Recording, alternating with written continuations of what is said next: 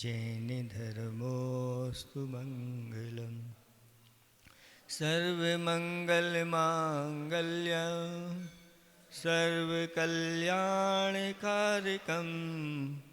विधानं सर्वधर्माणां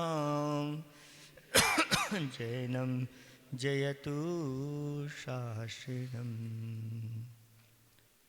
प्रणिपत्तु वर्धमानं विष्णुतरत्नमालिकां वक्षे नागनरामरवन्द्यं देवं देवादिपं वीरं। देवादिदेव 1008 कैवल्य कमलापति श्री आदिनाथ भगवान की जय। देवादिदेव 1008 घाटोल के बड़े बाबा वासु पूज्य भगवान की जय। देवादिदेव 1008 वर्तमान शासन नायक महावीर भगवान की जय। परम पूज्य 108 आचार्य प्रवर गुरुवर श्री विद्यासागर जी महाराज की जय। परम पूज्य राजर्षि अमोघ वर्ष महामणिराज की जय। 3 करोड़ करोड़ मणिराजों की जय। बोलो परम पूज्य 108 विमल सागर जी महाराज की। बोलो मुनि संघ की जय।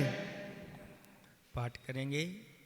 कहा खलु नालंक्रियते दृष्टादृष्टार्थ साधन पटीयान कंठस्थितया विमला विष्णुतरत्नमालिकया भगवन् किमुपाधेय गुरुवचनं हेयमपेच्य किमकार्यं को गुरुरधिगत तत्त्वा सत्यता बुद्धतः सतितं त्वरितं किं करितव्यं विदुषा संसार संतते छेदा मोक्षतरोर्बीजं सम्यक् ज्ञानं क्रियासहितं किं पत्रधनं धर्मः का शुचिरे यस्य मानसं शुद्धं कः पंडितः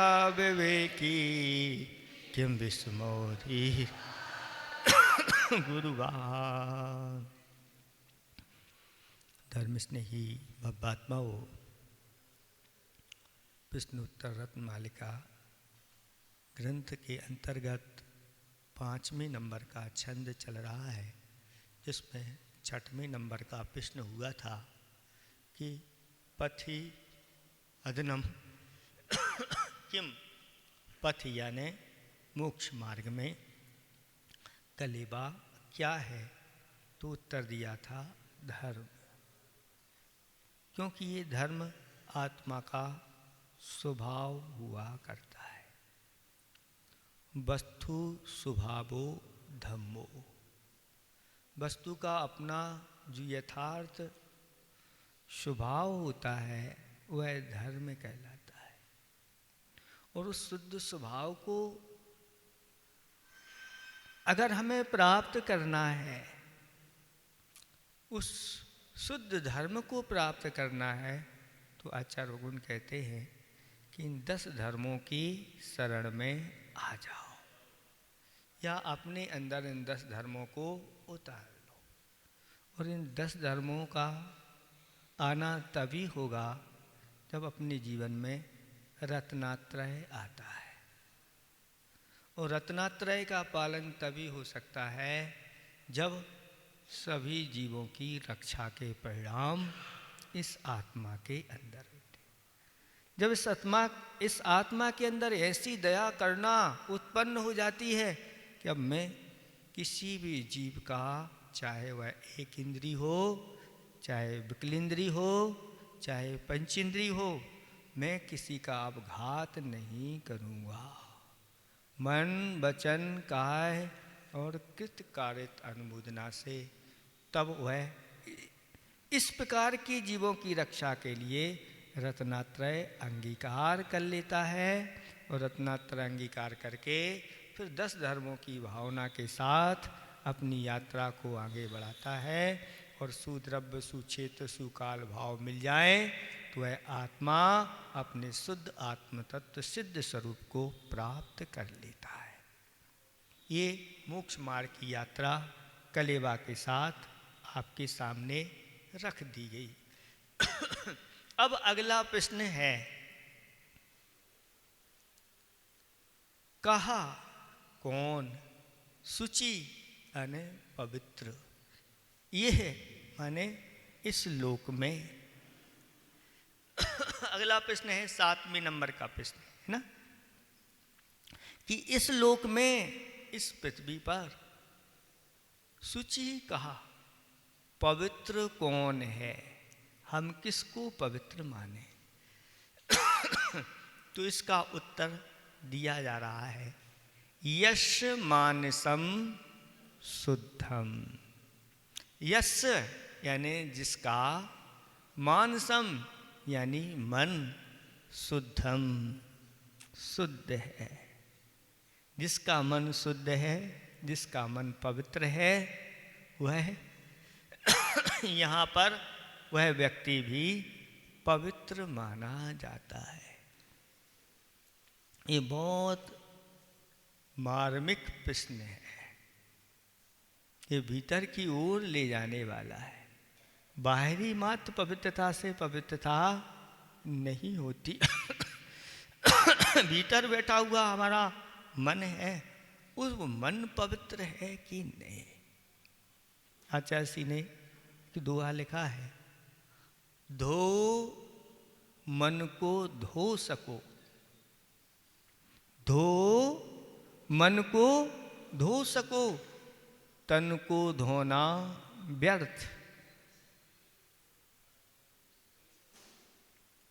धो मन को धो सको, तन को धोना व्यर्थ। खो गुण में खो सको, खो गुण में नहीं तो खो गुण में खो सको, धन में खोना व्यर्थ। बहुत अच्छा दोहा है। इसको अंदर ही अंदर अगर आप दोहराते रहोगे, आपका मन पवित्र बना रहेगा। इस मन को अगर धोना है तो बार बार पवित्र भावनाओं के माध्यम से इस मन को धोया जाता है। कहते हैं जो अच्छी अच्छी भावनाएं अपने मन में रख कर के चलता है, ऐसे व्यक्ति का मन पवित्र रहता है, क्योंकि वह निरंतर अपने बारे में भी और पर के बारे में, अपने कल्याण के बारे में और पर के कल्याण के बारे में चिंतन करता है। 12 भावनाएं ऐसी भावनाएं हैं जो निरंतर हमारे लिए सजग करती रहती। जैसे अभी 10 धर्म की भावनाएं आपके सामने रखी, ये 10 धर्म की भावनाएं अपने आप में बहुत पावरफुल हैं, हमारे लिए सुरक्षा करती है, आत्मा के लिए बल प्रदान करती हैं। 10 धर्मों के बारे में बार बार अगर हमारा मन चला जाता है, क्योंकि ये आत्मा का धर्म स्वभाव होता है।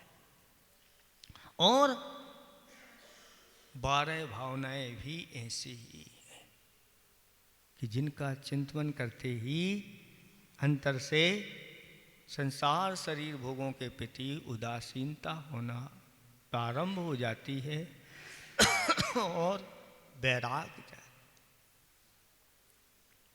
कि इस पृथ्वी पर कितने बड़े बड़े राजा महाराजा चक्रवर्ती सब हो चुके हैं, लेकिन कोई तो इस पृथ्वी पर रहा नहीं, सब इसको छोड़ करके चले गए।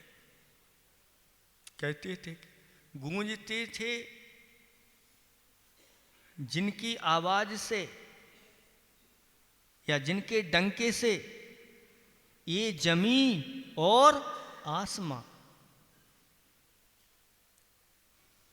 अब कब्र में चुप पड़े हैं, अब हूं ना हां कुछ भी, ना तो हूं हो रही है ना हां हो रही है। और कहाँ दम भरते थे मैं और ये उस, कब्र इनकी यहीं पड़ी हुई है। और जिनके महल में हजारों वर्ण के फानूस थे, महलों में अच्छे अच्छे रत्नमयी झूमर लगे रहते थे, कब्र उनकी, झाड़ उनकी कब्र पर है, अब निशान कुछ भी नहीं। और उनकी कब्र के ऊपर भी झाड़ उगे हुए हैं, उनको भी कोई दूर करने वाला नहीं है। ये संसार की स्थिति है, इसलिए संसार की स्थिति को जान करके निरंतर अनित्य भावना का चिंतन करना चाहिए, जिससे मन बहुत अच्छा फ्रेश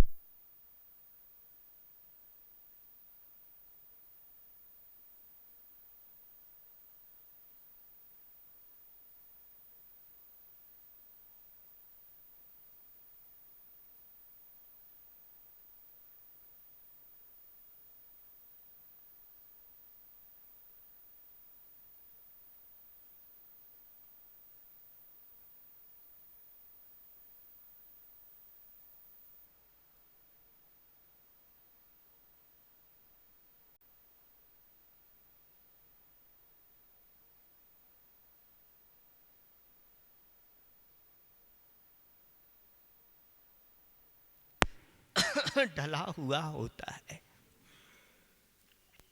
और बुढ़ापा भी किस में जाता है, कहाँ ले जाता है? जवानी की ओर।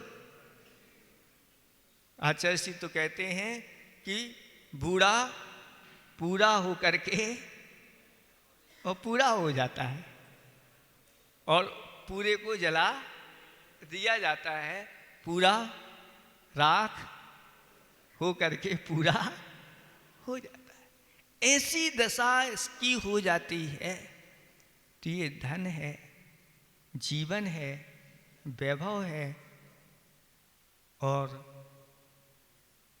जो भी दिखाई दे रहे हैं घर कुटुंब परिवार, ये सब अनित्य हैं, नश्वर हैं। जो जो आप जिनको मान रहे हो,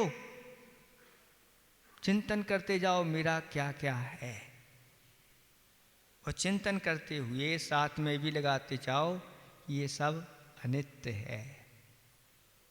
जब मेरा शरीर ही नित्य नहीं है, तो फिर शरीर से दिखने वाले ये पदार्थ कैसे नित्य है? एक राजा था और उसका बहुत बड़ा साम्राज्य था, अपने आप को ही वह बलशाली मान करके चल रहा था।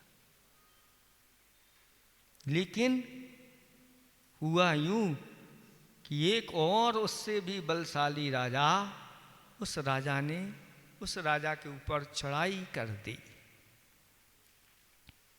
और चढ़ाई करके उस राजा को जीत लिया। और जीत करके उस राजा से कहा, अब तुम्हारे लिए मृत्यु दंड दिया जा रहा है, अगर कोई अंतिम इच्छा हो तो रख दो अपनी। जब इस प्रकार का दृश्य उसके सामने आ गया, जो अपने आप को सबसे बली मान करके बैठा था, अब हाथ जोड़ करके उस राजा से अपने जीवन की भीख मांगा। और वह कहता है कि राजन, मुझे सब कुछ आपने ले लो, मुझे कुछ नहीं चाहिए, मुझे अपना जीवन बहुत प्यारा है, मुझे जीवन दान दे दो। वह कहता है तुम्हारे लिए जीवन दान दिया, लेकिन 3 दिन के अंदर अंदर इस नगर की सीमा से या इस राज्य की सीमा से बाहर हो जाओ, तो तुम्हारे लिए जीवन दान दिया, और अगर दिख गए तो हो गया। बस इतना कहा नहीं कि उस राजा ने भागना प्रारंभ कर दिया, और इतना भागा भागा, जो भी है रास्ते पार करता गया, जंगल पार करते गए 3 दिन हो गए, और चौथे दिन उस सीमा को पार करके एक नगर में उसका प्रवेश हो गया। अब क्या दशा हुई होगी उसकी, भागते भागते, ना कुछ खाना ना पीना, सिर्फ अपने जीवन को बचाना। और 3 दिन में सीमा पार हो गई तो उसने सांस राहत की ली, हो गया। और जिस नगर में वह पहुंचा, उस नगर का जो सेठ था, उस सेठ ने एक अन्नपूर्णा खोल करके रखी थी कि कोई भी भूखा यहाँ आए उसके लिए यहाँ प्रतिदिन उसकी तरफ से खिचड़ी बांटी जाती थी। उसको भी पता चला कि वहाँ अन्नपूर्णा है, खिचड़ी बटती है, भूखा हूँ प्यासा हूँ और कुछ खिचड़ी खा करके राहत मिलेगी। लेकिन जैसे ही वहाँ पहुँचता है और सब खिचड़ी बट चुकी थी सब खा के चले गए। इसने भी कहा भाई कि मुझे खिचड़ी दो वह कहता है खिचड़ी तो समाप्त हो गई है, अब कल मिलेगी। वह कहता है मैं 3 दिन से भूखा प्यासा हूँ, थोड़ी तो खिचड़ी हो गई, थोड़ी सी नज़र डाल करके देखो मेरे प्राण बच जाएंगे। तब उसको भी दया आ गई और देखा तो कुछ नीचे जो लगी रहती है, कुछ जल भी जाती है, कुछ बिना जली भी रहती है, और उसी खुरचन को उसने निकाला और निकाल करके एक बहुत बड़े दोने में उसको भर दिया और उसके सामने रख दिया। और उसने जैसे ही खिचड़ी देखी प्रसन्न हो गया, कम से कम इसको अंदर ले जाएंगे और मेरा जीवन बच जाएगा। और जैसे ही खिचड़ी को वह खाने के लिए ऐसा उठाया कि इतने में एक बहुत बड़ी चील आई और उसने झपट्टा मारा और वह लेकर के उड़ गई अथवा बिखर गई। और जैसे ही झपट्टा उसने मारा और वह राजा चीख पड़ा, बहुत जम के उसके मुख से चीख निकली और उस राजा की नींद खुल गई। क्या हुआ? राजा की नींद खुल गई। ये सब स्वप्न में चल रहा था और राजा ने विचार किया कि जो मैं निद्रा में देख रहा था वो दृश्य क्या है और ये मेरा वैभव, ये दृश्य क्या है। और सिंहासन पर जब बैठा तो उसने अपने जो बुद्धिमान लोग थे उनके सामने बात रख दी। क्या बात रखी? कि ये जो सामने सब कुछ मेरा वैभव दिखाई दे रहा है, ये सच है कि जो वो रात मैंने देखा है वो सच है? क्या है? उनमें से एक ने उत्तर दिया ना ये सच है ना वो सच है। तो राजा कहता है कैसे? तो वह कहता है आप अपनी घटना सुनाइए। तो राजा ने सारी घटना सुना दी और वह कहता है राजन, जो आपने देखा वो सपने में देखा और सपना कभी अपना नहीं होता। वो आंख बंद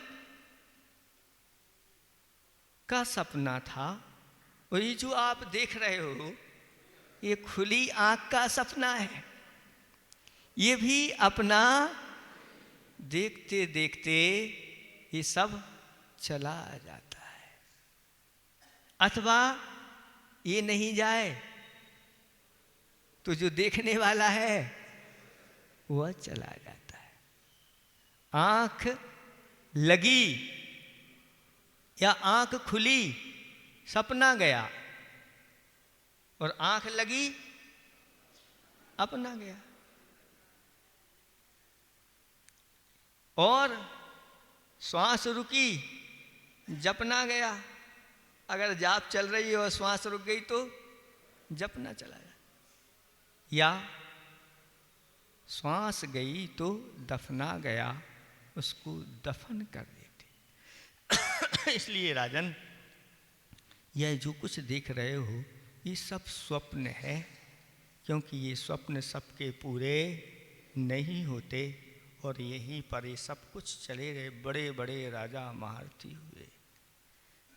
एक सेठ ने अपना एक मकान बनाया, और मकान भी पूरे नगर में वह ऐसा मकान कि किसी दूसरे का, और उसमें उस मकान में कोई कमी नहीं रखी।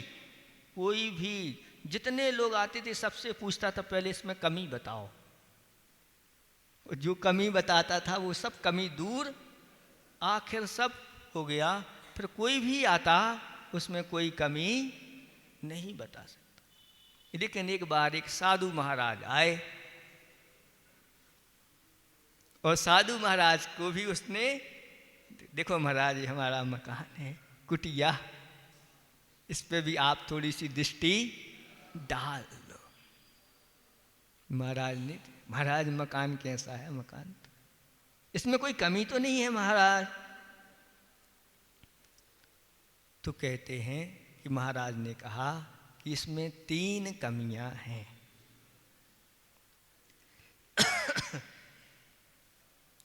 जल्दी बताओ महाराज कौन सी कमी है, हम इसको भी ठीक है। पहली कमी तो ये है कि इस मकान को जिसने बनाया है वो इस पृथ्वी पर हमेशा रहने वाला, वो चला जाएगा। दूसरी कमी, जो इस मकान में रहने वाला है वो भी हमेशा इसमें रहने वाला, वो भी चला जाएगा। अब तीसरी कमी कौन सी है? तीसरी कमी ये है, ये मकान भी एक दिन ढह जाएगा। बड़े बड़े सोने की लंका बन करके भी स्थायी नहीं रही। तो अब ये कैसे रहेंगी? यानी बस सेठ जी की आंखें खुल गईं, और महाराज के साथ कमंडल पकड़ा, चलो महाराज आपने जो कमियां बताई हैं ऐसी कमियां तो किसी ने नहीं। तो कहते हैं कि जो अनित्य भावना को भाने वाला है वही इन सारी कमियों को पकड़ लेता है, और अपने आप को वह बहुत अच्छी तरह से अपने मन को धर्ममय बना के रखता है, व्रतमय बना करके रहता है। अच्छी अच्छी भावना के साथ इस मन को वह निर्मल करता रहता है, धोता रहता है। मन का स्नान अगर किससे होता है तो कहते हैं आचार्य भगवंत, इन्हीं अच्छी अच्छी भावनाओं के माध्यम से, मंत्रों के माध्यम से। उत्तम सर्वश्रेष्ठ जो मंत्र होते हैं, इन मंत्रों के माध्यम से निरंतर भावना करते रहो। प्रति समय कौन सी श्वास बस अंतिम हो पता नहीं चलता, और बैठे बैठे दूल्हा है और दुल्हन है, दोनों का विवाह हो रहा है, और माला पहनाने गए वही वही। ये ऐसे भी दृश्य डाल देते हैं लोग। देखो ये क्या है कि थोड़ी सी हुई और हो गया का। कौन सी अंतिम श्वास हो जाए कोई भरोसा नहीं। इसलिए इस मन को पवित्र बना के रखो और इस मन में ऐसा निरंतर चिंतन करते रहो, ये मेरे व्रत हैं, मैं इन व्रतों का पालन करने वाला हूँ, मेरा जीवन पर्यंत के लिए इन व्रतों का संकल्प है। जब ऐसी दृष्टि बना के रखता है तो उन व्रतों की भावना के परिणाम स्वरूप उसका मन पवित्र होता है, उसकी लिस्सा शुभ होती है और वह पवित्र अच्छे अच्छे कर्मों को बांध करके और यहाँ से उत्तम गतियों में चला जाता है। जो इस प्रकार की भावना, तो 12 भावनाएं ऐसी भावनाएं हैं जो हमारी आँखों को खोल देते, भीतरी चक्षु बाहरी नहीं, अंतर के चक्षु खुल जाते हैं। इन 12 भावना का चिंतन निरंतर करते रहो। एक भावना को कितनी बार भाएं महाराज? हम तो एक बार 12 भावना भा लेते हैं, एक बार नहीं। एक बार बिलोने से अगर मक्खन निकलता हो दही में से तो कोई बात नहीं। कितनी बार बिलोते हो? 2 बार, 100 बार? जब तक निकले नहीं तब तक। ऐसे ही 12 भावनाओं को कब तक भाव? जब तक घर से बाहर नहीं निकल जाओ। घर से निकल गए तो समझ लेना कि 12 भावनाओं का मक्खन अब निकल आया है। अब बाहर 12 भावना बाहर तो निकल आए तो अब फिर इधर उधर की भावनाएं करते रहो, नहीं। अभी उस मक्खन में से भी घी निकालना है। जब तक घी नहीं निकलता तब तक उन 12 भावनाओं को निरंतर चिंतन मनन करते रहो। और घी निकल आया है, लेकिन घी के साथ भी कुछ उसमें मरी आदि बरी आदि पड़ी रहती है, उससे भी पृथक करना पड़ता है। तो और अग्नि की आवश्यकता होती है और फिर जाकर के वह सिद्ध बन जाती है वह आत्मा। तो यहाँ पर ये बताया जा रहा है कि जिसका मन शुद्ध है वह कैसा है? पवित्र है, ऐसा जानना चाहिए। इसलिए इस मन के द्वारा जब भी कुछ खोटा चिंतन होता है तो तुरंत उस मन को समझा देना चाहिए। तुरंत, जैसे आप घर पर बैठे हुए हैं, घर के बाहर बैठे हुए हैं और घर में कोई अगर अपवित्र वस्तु प्रवेश करती है तो क्या करते हो? बताओ। जैसे कि आपका घर है और कोई मान लो कुत्ता अंदर घुस रहा है सूकर आपके अंदर कमरे के अंदर मकान के अंदर घुस रहा है, हैं? कितने जल्दी से तैयार हो जाते हैं, ठंडा और ये सारी सब चीजें। ऐसे ही आचार्य भगवान कहते हैं, ऐसे ही अपवित्र चीजें अगर इसके मन में घुस रही हैं तो डंडा लेकर के बैठे रहो, भाग भाग भाग यहाँ से निकल। और डंडा भी कैसे लेना? अच्छी पवित्र चीजों की भावना रूपी डंडा। खुद में एक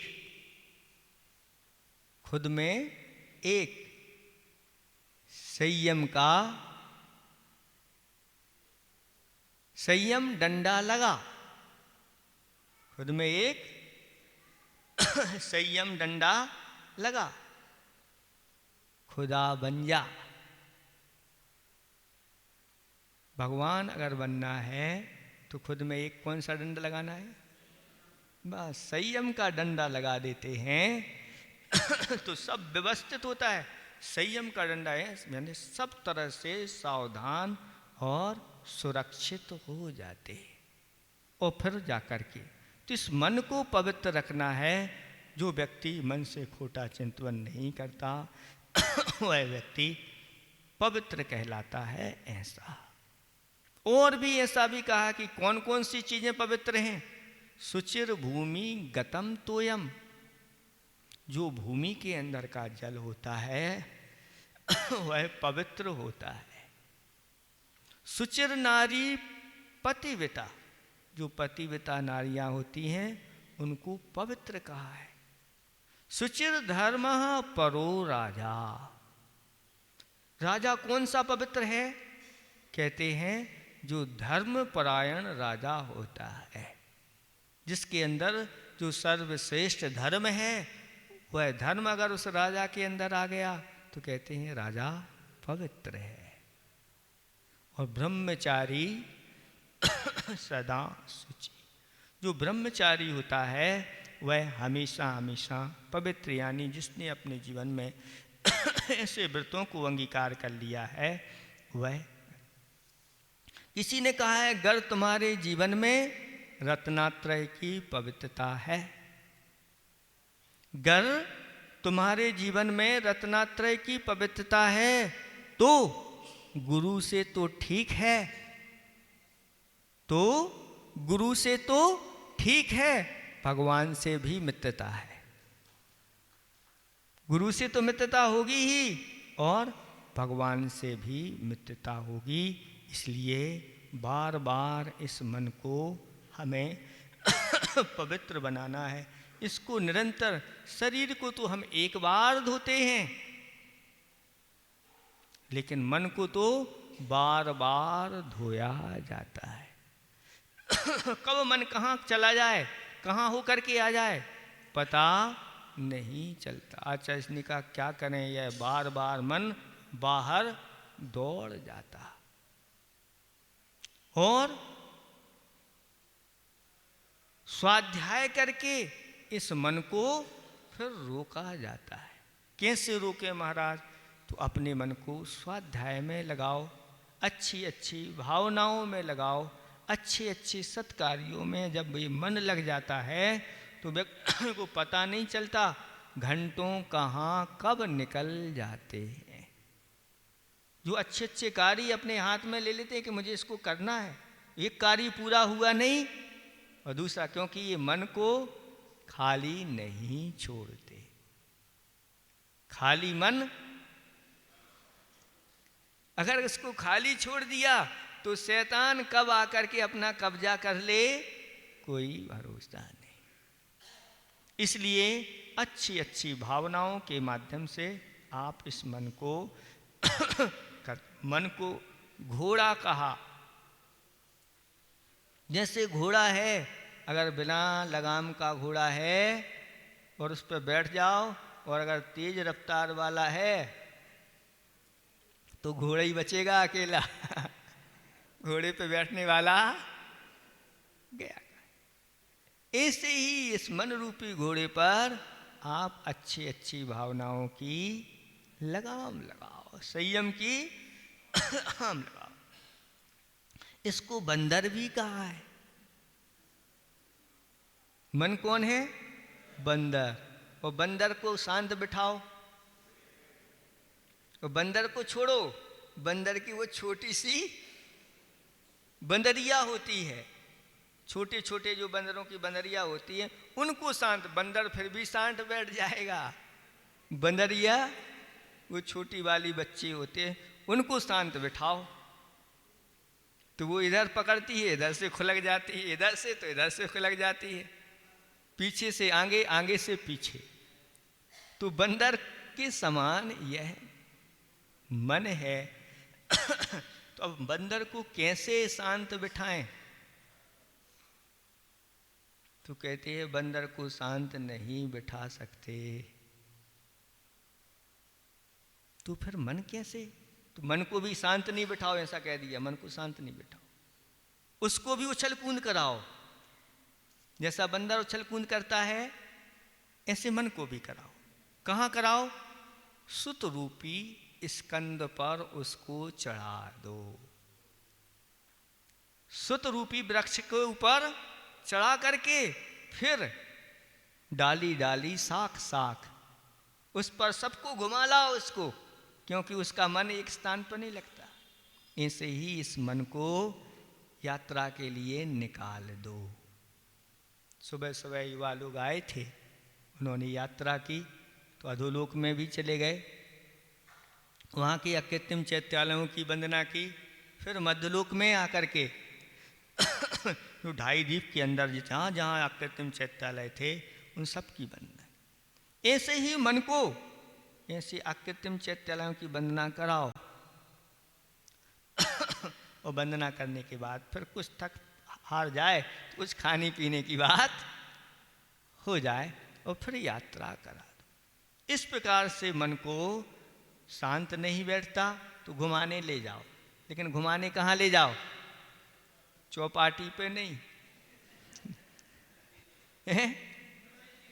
हाँ, शिखर जी ले जाओ, आप 2.5 द्वीप में ले जाओ, नंदीश्वर में ले जाओ, ऊपर ले जाओ, जहाँ जहाँ ले जाना है ले जाओ।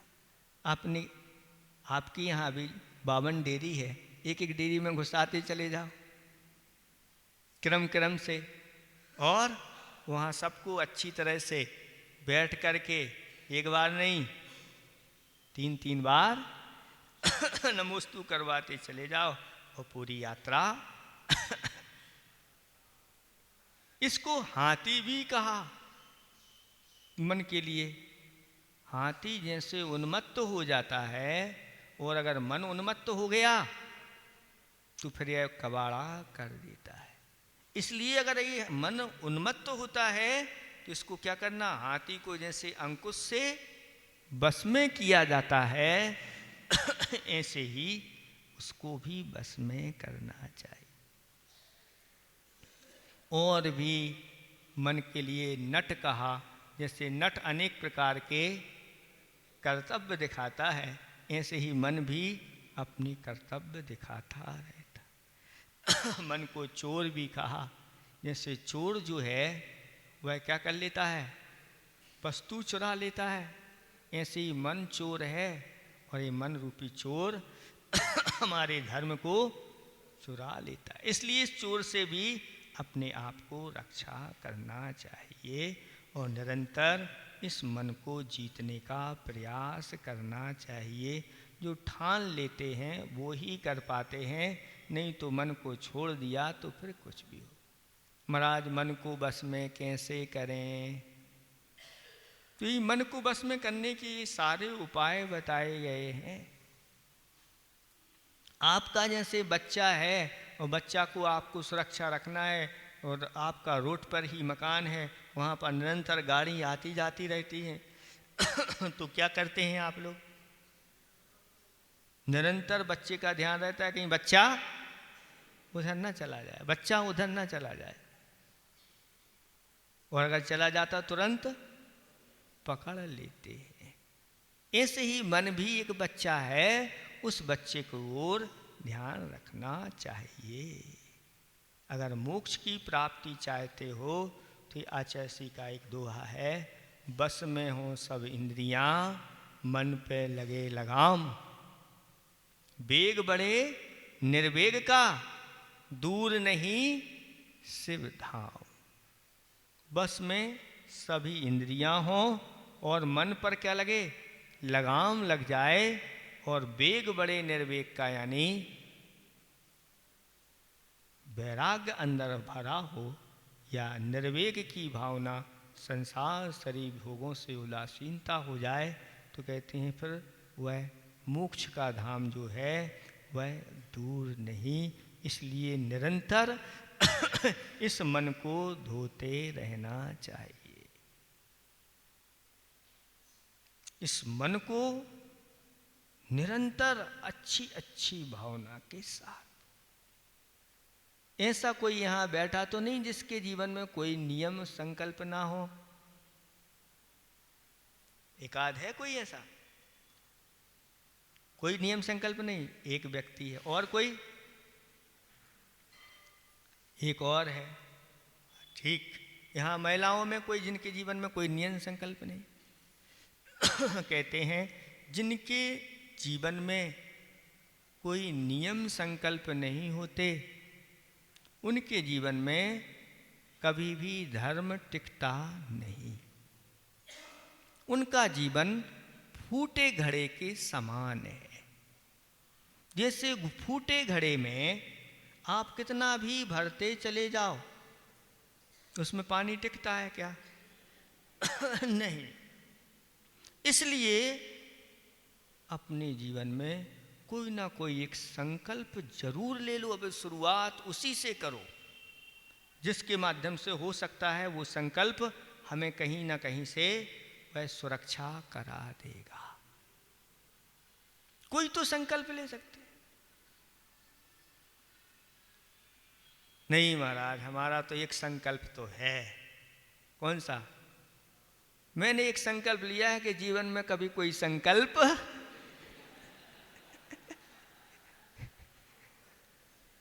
ऐसा तो नहीं है, कहीं ऐसा तो नहीं है। ये भी तो एक संकल्प है, ऐसा संकल्प। एक महाराज से महाराज ने कहा कोई ना कोई तो नियम लेना पड़ेगा आपको। आ गए हो तो अब डॉक्टर के पास आए हो, हाथ दिखाया है तो क्या करना, कुछ ना कुछ दवाई तो आपको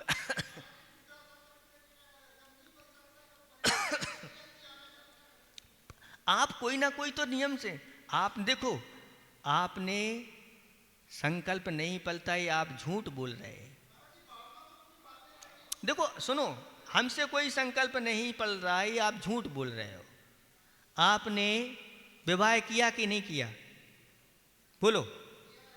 तो संकल्प पूर्वक किया था कि बिना संकल्प के? हैं? टूट तो नहीं गया, उसको छोड़ दिया? नहीं। तो अभी तक पल रहा है कि नहीं? अरे आप कितने कब से पाल रहे, कितने वर्षों से? कितने वर्ष हो गए? 25 वर्षों से ऐसे दृढ़ संकल्पी, और कह रहे टूट जाता है नियम। अरे ये नहीं, ये विचार करो, हमारे पास है, हम ये सब बहाने बनाते रहते हैं। महाराजों के सामने ये बहाने हैं। वहां ना चलेगा कोई बहाना, बहाना फिर कुछ नहीं चलता। झूठ बोल के नहीं लिया जाता नियम, नियम तो सच्चा लिया जाता। लेकिन ये टूट जाता है, ये तो हमारी भीतर की, जब मन कहता है टूट जाता है तो कभी संकल्प नहीं ले सकते। मन को पहले पक्का करना पड़ता है, नहीं मैं इसे तोड़ने नहीं दूंगा। फिर टूट जाता है, ये बात अलग है। लेकिन अगर पहले ही से हमने टूट गया तो कभी जीवन में नियम ले ही नहीं पाओगे। ऐसा क्या आपने विवाह के पहले सोचा था कि टूट जाएगा इसलिए हम नहीं ले रहे, हम विवाह नहीं कर रहे, हम कैसे निभा पाएंगे? बोलो। डरे थे क्या हम नहीं निभा पाएंगे, हम टूट गया तो हमने क्या होगा? नहीं। तो वहां मन को बनाया करेंगे, अच्छा बनाया था। अरे मन तो ऐसा प्रसन्न था, घोड़े पर बैठकर के बाजे गाजे के साथ और सबको निमंत्रण देखे। नियम भी ऐसे ही लेना चाहिए, अच्छे नियम लेकर के, हाथ में श्रीफल लेकर के लोगों के सामने साक्षी पूर्वक। आप चाहते हैं कि जब दीक्षा होती है मुनिराजों की तो सबके सामने दीक्षा हो, चुपचाप कहीं ले लें, किसी को पता ही नहीं चले और महाराज आ गए। ये कौन से महाराज आ गए, कहाँ के हैं, कौन है, क्या है? तो आप चाहते हैं कि यहाँ पूरे सबकी साक्षी पूर्वक दीक्षा हुई हो, सबने देखा हो ये दीक्षित हुए हो उन महाराज से, आचार्य परमेष्ठी से दीक्षा। तो ये सामान्य थोड़ी है, सबके साक्षी पूर्वक और गाजे बाजे के साथ फोटो खिंचवा के सबको पता, बच्चों को पता। अब कहीं भी गली से निकल गए तो उस नियम को कहीं तोड़ नहीं सकते, क्योंकि आपको जानकारी है। दुनिया के सामने हमने संकल्प लिया है, तो इस संकल्प जब लेते हैं तो कहना, वो चुपचाप गए और भगवान से कह आए, महाराज भगवान हमारा इसका त्याग है, और घर में वो वस्तु दिखी, अरे खा लो। कौन ने सुना है? भगवान ने भी नहीं सुना होगा, क्योंकि वो तो हमने मन में कहा था। तो ऐसे ही संकल्प पूर्वक लेकर के जो होते हैं वो ही अपने व्रतों को पालन करते हैं, गुरुओं से सबकी एक दूसरे की साक्षी पूर्वक लेते हैं तो बहुत अच्छा वह होता है। नहीं तो मन जो है ना अंदर ही अंदर कहता है अब रहने तो दो। जैसे उपवास लेना है तो आज देख लेते हैं, शाम तक अच्छा लगेगा तो ले लेंगे। अब शाम को नहीं हुआ तो अब देखते हैं, रात निकल जाने दो। सुबह अगर मन बन गया तो बन गया, और सुबह सुबह अब और देखते हैं। अब 10 बजे जैसे ही आहार का समय हुआ और अच्छी खुशबू आ गई, अब रहने दो, अब कल देख लेंगे, फिर देख लेंगे। तो मन तो ऐसा है इसलिए इस मन को बहुत सयाना होता है। ये मन अनादिकाल के मन के ऊपर संस्कार पड़े हुए हैं, 4 संज्ञाओं के संस्कार पड़े हुए हैं, 5 पापों के संस्कार पड़े हुए हैं, 5 इंद्रिय विषयों के संस्कार पड़े हुए हैं, आर्त ध्यान के संस्कार पड़े हुए हैं, रौद ध्यान के संस्कार पड़े हुए हैं, मिथ्यात के संस्कार पड़े हुए हैं, अज्ञान के संस्कार पड़े हुए हैं। और उसके मन में ये नहीं आया कि बाहर उजीला है और भीतर अंधेरा है। अभी उजीला देख के आए हैं, दिन में प्रकाश है, चलो खा लो पी लो। उसने पानी नहीं पिया क्योंकि अंधेरा है, अंदर अंधेरा है, तो मैं नहीं पीऊँगा, क्योंकि रात और अंधेरा एक ही चीज़ है ना। अगर बिल्कुल कुछ भी दिखाई नहीं दे रहा, हाथ ही नहीं दिखाई दे रहे हैं, तो फिर नहीं। इस प्रकार की चीज़ उसने ग्रहण नहीं की, तभी जा कर के उसने ऐसी पवित्रता मन में रखी कि अगले ही भाव में वह सिद्ध पर्याय को प्राप्त हो गया। कितना पवित्र उसने कर लिया। तो पवित्र करने के लिए यही नियम संकल्प हैं। अभी से कमर कस करके तैयार हो जाओ, जितनी शक्ति है पूरी शक्ति लगा दो। जैसे आप लोग अपने घर बसाने में पूरी शक्ति लगा देते हैं, पढ़ाई करने में पूरी शक्ति लगा देते हैं, सब पूरी शक्तियां वहाँ खर्च कर देते हैं। थोड़ी शक्ति बची हो तो इस धर्म में भी धर्म के कार्यों में लगा दो। थोड़ी भी शक्ति अगर लगा दी तो भी आगे जा कर के वह बड़े छोटे छोटे नियम एक दिन बहुत बड़े हो जाते हैं। घुटनों के बल चलते चलते पैर खड़े हो जाते, ये सब चीज़ें हैं। तो इस प्रकार से ये आज आपका प्रश्न हो गया कि इस लोक में पवित्र कौन है। तो जिन्होंने अपने मन को पवित्र रखा है वही पवित्र हैं ऐसा जानना चाहिए। बस समय आपका हो गया। जिन महानुभावों ने 10-10 ग्राम सोना देने की घोषणा की है वो कृपया आज जमा करा दें। आज अंतिम रूप से कूटा जाएगा, कल वो लग जाएगा, तो कर लें। जल चंदन अक्षत फूल चरूचत दीप धूप फल अति लावे, पूजा को ठानत जो तुम जानत, सोनर जानत सुख पावे।